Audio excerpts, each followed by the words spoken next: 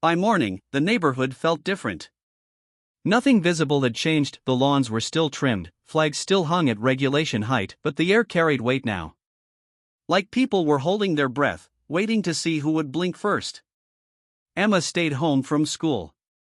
Her knee throbbed, but worse was the way she flinched every time a car slowed outside the house. I made coffee and didn't drink it. Instead, I opened my laptop and logged into the county records database. Linda Hawthorne loved paperwork. People like her always did. They believed control lived in forms, signatures, fine print. That belief was her first mistake. I searched her name. Nothing criminal. No arrests. But patterns don't live in criminal databases, they live in repetition. Property liens. Complaints filed. Code enforcement requests. Always clustered around the same streets. Always escalating fast. Then I searched her son. Ethan Hawthorne. 3 police reports over 5 years. All labeled mutual altercation. All closed. No charges. One involved a broken wrist. Another a concussion. All HOA-related locations. I leaned back in my chair. That wasn't coincidence. That was insulation. Around noon, I walked the neighborhood, not angry, not confrontational. Just visible. A father pushing through discomfort like it didn't exist. Most people avoided eye contact. Some nodded stiffly. A few watched from behind curtains, phones already in hand. At the mailbox, Mrs. Patel finally spoke. "She shouldn't have done that to your daughter," she said quietly, not looking at me. "Why didn't anyone say anything?" I asked. Her fingers tightened around her envelopes. "Because she ruins people." "Ruins how?" Mrs. Patel swallowed. "Fines. Towing. Complaints to employers. She called child services on my neighbor once. Nothing came of it, but fear sticks." That evening, I got my first anonymous message. Check the HOA group chat. No sender. No context. Just a link. It took some digging, but I found it an invite-only messaging group hosted on a private server, masked under a generic name. Inside were dozens of residents. And a folder titled Problem Families. Photos. Addresses. Notes. Confrontational. Non-compliant. Escalate if necessary. Emma's name sat there, added 3 weeks ago. I saved everything. I didn't sleep that night. Neither did Ruiz. At 0300, he knocked quietly and handed me a tablet. "Pulled some camera footage," he said. "Thought you'd want to see." The video showed Ethan moving through the dark with practiced ease. No panic. No rush. Slashing tires like he was checking boxes. Then another clip. A different night. Different target. Same method. "This kid's been doing enforcement," I said. Ruiz nodded. "Unofficially." The next day, Linda escalated. A certified letter arrived citing hostile behavior and threatening presence. She demanded mediation on her terms. I agreed. The meeting took place at the HOA office. Neutral ground, she'd insisted. Linda sat across from me, legs crossed, smile polite. Ethan wasn't there. "Your behavior has been disruptive," she said calmly. "We're a community. We have standards." "My daughter was assaulted," I replied. Linda sighed, as if disappointed. "Teenagers exaggerate." I slid my phone across the table. A still frame from the video. Ethan mid-swing. Her eyes flickered.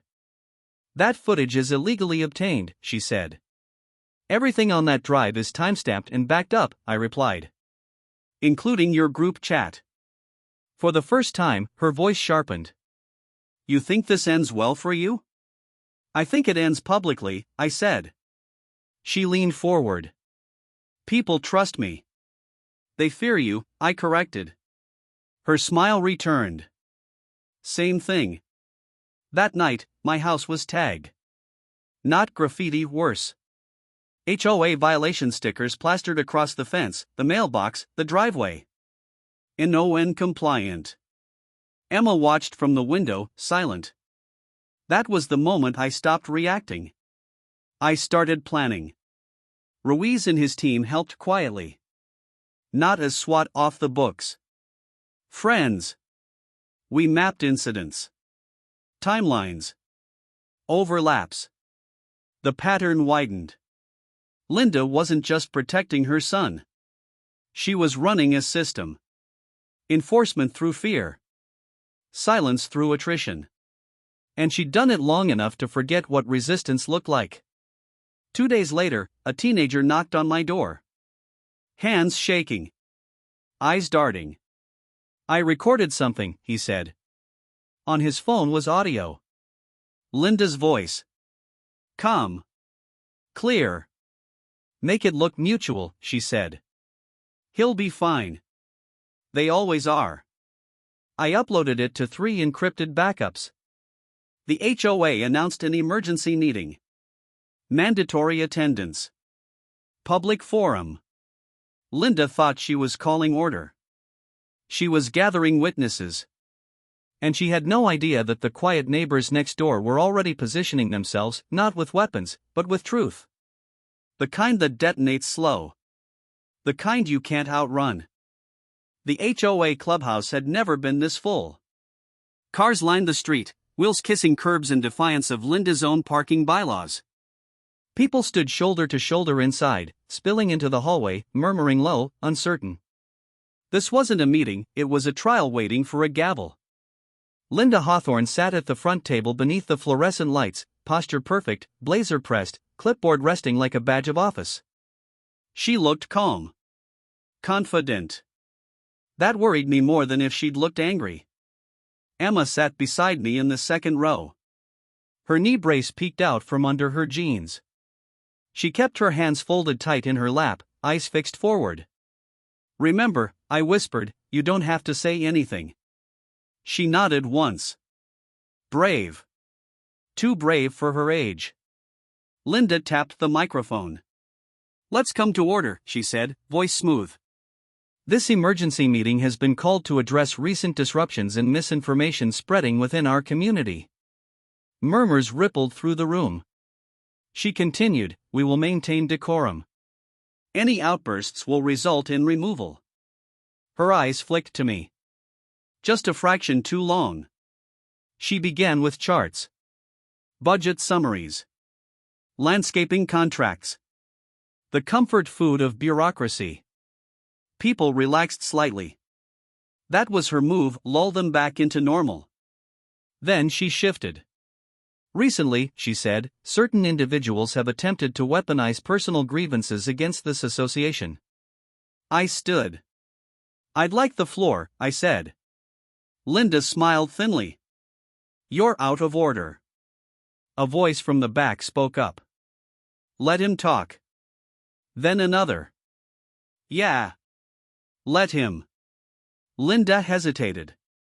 Just a beat. She nodded. 2 minutes. I walked to the front. The projector sat idle behind me. My daughter was assaulted on a public sidewalk, I said evenly. By your son. Gasps. Heads turned. Emma's breathing quickened. Linda laughed lightly. That allegation has been addressed. It hasn't, I said, and clicked the remote. The first image filled the screen. A screenshot of the HOA group chat. Silence fell hard. I scrolled slowly. Photos. Names. Notes. Problem families. Someone whispered, that's my house. Linda stood abruptly. This material is stolen. Next, I said. Video footage rolled. Ethan. Hood up. Knife flashing silver under streetlight as tires deflated one by one. A woman screamed. Linda's face drained of color. That's not, she began. Another clip replaced it. The assault. Emma's fall. Ethan's fist. The room erupted. That's my kid. She lied to us. You said it was mutual. Linda slammed her hands on the table. Enough. Then the doors burst open. Ethan Hawthorne stormed in. His eyes locked on the screen, then on me.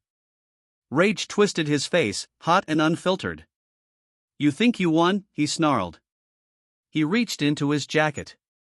Time compressed. I saw the blade before anyone screamed. Before Linda could say his name. Before Emma could move. Drop it, a voice thundered. 4 figures moved as one. Ruiz and his team, plainclothes, fast, precise, flooded the room. Weapons drawn. Angles perfect. Commands sharp and overlapping. Ethan froze. His hand shook. The knife clattered to the floor. Linda screamed. Don't touch him. He's my son. Ruiz cuffed Ethan in one smooth motion. Another officer turned to Linda. Ma'am, stand up. What is this? She demanded. You can't. I can, Ruiz said calmly. And I am. As they escorted her out, Linda's composure shattered. You don't understand, she shrieked. This neighborhood needs control. Her words echoed long after the doors closed. No one spoke. Then Emma stood. She didn't limp. She didn't cry. She just looked around the room. You watched, she said softly. All of you. Heads bowed. The silence was heavier than applause. Police arrived. Statements were taken. Phones buzzed as people recorded what they just witnessed. The truth was out now. And it wasn't going back in. When we stepped outside, the night air felt sharp, electric. Emma squeezed my hand. Is it over? She asked. I looked at the clubhouse. At the crowd spilling out, voices rising, fear turning into anger. For tonight, I said. Across the street, in the shadows, someone watched. And then they walked away. Unseen. Unidentified. The kind of movement you only notice when you've learned to look for it. And suddenly, I knew. Linda hadn't built this alone. Not even close. The scream reached me before I saw her. It was sharp, panicked, wrong for a neighborhood where the loudest sound was usually a lawn sprinkler clicking off. By the time I rounded the parked SUV and hit the sidewalk, my daughter was already on the ground. Emma lay twisted on the concrete, her school backpack half under her shoulder, one sneaker skidding uselessly against the curb. A boy stood over her, taller, broader, his arms still raised like the moment hadn't finished deciding what it was. Hey! I shouted. The word snapped something loose. The boy turned, eyes hard and alert, not startled, assessing. 17, maybe 18. Muscular. Athletic hoodie. The kind of kid who knew exactly how much force he'd used. Emma tried to push herself up and cried out. Blood darkened her lower lip. Get away from her, I said, already moving. He stepped back once, fists still clenched. She disrespected my mom. Across the street, a curtain fluttered, then slid shut. This was Hawthorne Ridge HOA controlled, tree-lined, obsessively quiet. Violence didn't belong here. It was something you watched on the news and shook your head about. The boy spat onto the sidewalk. Watch your kid next time. Then he ran. I dropped to my knees beside Emma. My hands moved automatically, neck, shoulders, arms. No deformities. Good. Her breathing was fast but steady. Talk to me, I said, keeping my voice calm. She told me to move, Emma said, wincing. I was on the sidewalk. She said I wasn't allowed to be there. Who? I asked, though I already knew. Emma nodded weakly toward the driveway across the street. Linda Hawthorne stood there, clipboard tucked into the crook of her arm like it was welded in place. HOA president. 7 years running. She held her phone up not to call for help, but to record. I warned her, Linda said loudly. Your daughter's been antagonizing residents. My son defended himself. I felt something cold settle in my chest. That's assault, I said. Linda smiled thinly. You're welcome to call the police. I already was. The patrol car arrived first. Then the ambulance. Statements were taken while Emma sat on the curb, a blanket around her shoulders, refusing to cry. Linda spoke smoothly. Calm. Controlled. Her son Ethan, I learned, was suddenly nowhere nearby. No one else came forward. Not the jogger who'd slowed down. Not the woman who'd watched from her porch. The report was neutral. Too neutral. Emma needed stitches and a knee brace. The ER lights washed her pale as she squeezed my hand. Please don't make this worse, she said quietly. I just want it to stop. I promised her nothing. That night, after she fell asleep, I stood at the kitchen window staring into the dark. Linda's house glowed across the street. Movement behind the curtains. Life continuing uninterrupted. Next door, 8 unmarked vehicles sat perfectly aligned in the driveway. My neighbors were federal tactical operators, members of a SWAT platoon temporarily quartered together during a regional training cycle. They were disciplined. Professional. Invisible unless you knew what to look for. They didn't know about Emma yet. I poured a drink I didn't finish and replayed the moment in my head. The boy's posture. The lack of hesitation. The confidence that came from knowing consequences didn't apply. This wasn't a first-time mistake. The next morning, a formal HOA notice appeared taped to my door. Unapproved sidewalk use. Warning issued. I laughed once.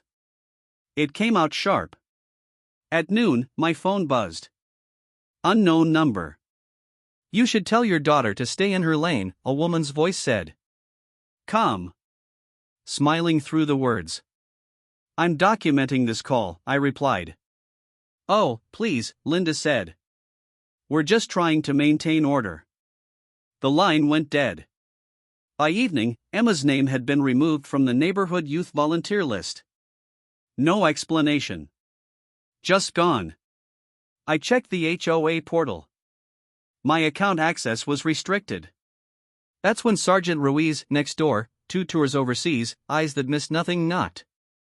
You doing okay? He asked. Not really, I said. He glanced at the notice still taped to my door. His jaw tightened. She filed a complaint, he said. Says you're harassing residents. I nodded slowly.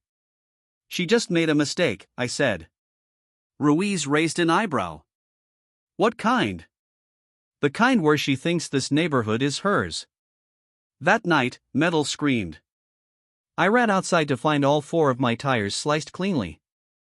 Surgical. No wasted motion. No witnesses. Except one. Ruiz waved me over. Our cameras caught it. The footage showed Ethan. Hood up. Calm. Not alone. Linda's car idled down the street, lights off. I watched the screen in silence. This wasn't about rules. This was about power. And Linda Hawthorne had no idea what kind of attention she'd just invited. The neighborhood woke up different the next morning. Police tape cut across the HOA clubhouse like a scar that refused to heal. News vans parked where Linda once measured tire distance with a ruler. Residents gathered in small clusters, speaking in low voices, the kind usually reserved for funerals or storms. Linda Hawthorne didn't come home. Neither did her son. Charges followed quickly: assault, harassment, conspiracy, obstruction. The word pattern appeared in the filings more than once. Prosecutors loved patterns. Juries understood them. The HOA board dissolved within 48 hours. People resigned before they were asked to.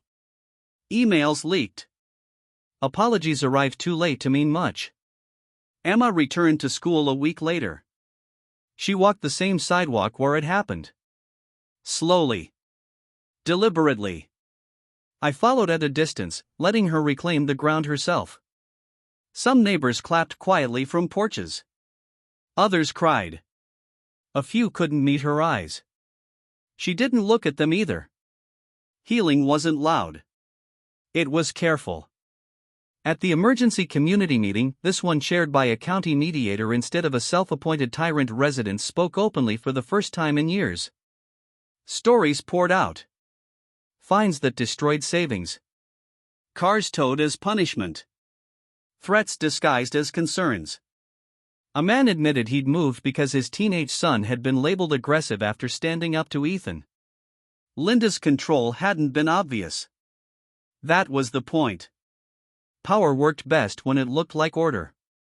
The HOA voted unanimously to disband and restructure under county oversight. Transparency clauses. Open records. Rotating leadership. It felt like justice. But justice never erased damage, it only stopped the bleeding. Emma started sleeping through the night again. I caught her laughing one evening, really laughing, at something stupid on her phone. The sound hit me harder than any courtroom verdict. Ruiz stopped by less often once the attention faded. His team rotated out quietly, the way they'd arrived. On his last night, he handed me a thin folder. Off the record, he said. Inside were printed emails. Not Linda's. Someone else's. A shell domain. Foreign hosted. Carefully scrubbed. The messages were short. Professional. Asset stabilized. Community pressure effective. Subject removed. Proceeding as planned. One line was highlighted. Containment failed. External resistance encountered. Ruiz watched my face. This wasn't just an HOA, he said. I nodded. It never is. The news cycle moved on. Another outrage replaced ours. That was how it worked. Linda's trial date was set. Ethan took a plea deal. He wouldn't be hurting anyone for a long time. But the emails stayed with me. Late at night, when the neighborhood was quiet again, I stood at the same kitchen window and watched the street. Cars passed. Dogs barked. Life resumed. Too clean. Too fast. One afternoon, a new family moved into Linda's old house.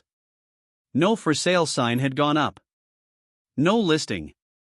Just a black SUV, plates from out of state. A man in his 40s. Clean cut. Polite. Smiled too easily. He waved when he caught me watching. Name's Carter, he called. HOA still strict around here? Something in his tone made my skin prickle. No HOA, I replied. He nodded. That's a shame. Later that week, a new flyer appeared on mailboxes. Community Safety Committee volunteers wanted. No logo. No names. Just a phone number. I tore ours down before Emma saw it. That night, an email arrived in my inbox. No sender listed. Just a single line. You did well protecting your daughter. Most people don't. My cursor hovered over the reply button. I didn't answer. Instead, I shut the laptop and stepped outside. The street lights hummed. The sidewalk stretched clean and empty in both directions. Emma sat on the porch steps, wrapped in a hoodie, watching the stars. Dad, she said quietly, are they really gone? I sat beside her. The ones we saw? I said. Yes. She nodded, accepting that. The others, she asked. I looked down the street, past the new house, past the calm, past the illusion of safety. No, I said honestly. But now we know what they look like. She leaned her head against my shoulder. And for the first time since it started, I felt something close to peace, not because the danger was over, but because it was named. Some systems thrived in silence. This one had learned the wrong family to quiet. And somewhere, Whoever built it was already adjusting. Watching. Waiting. Not finished.